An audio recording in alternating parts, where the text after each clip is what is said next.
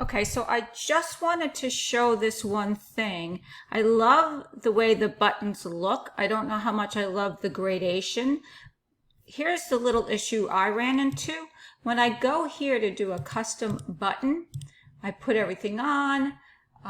Let's say I want to make the text, I know you can't see it, it'll say MobiPop test 2.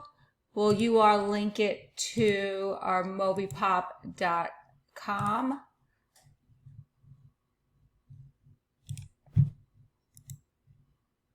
So we'll link it to that.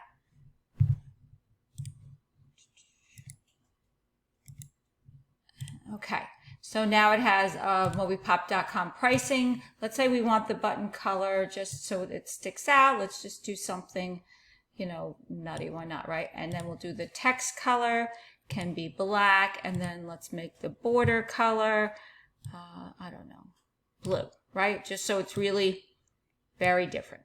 So now I have everything I wanted. I do done. And so you see what happens? It goes right back on my card as not the custom one. So we need to figure out how we can make it so it does become a custom so I can build the cards. Because right now in the system, they all look exactly the same and I can't custom cards that way. All right, thank you.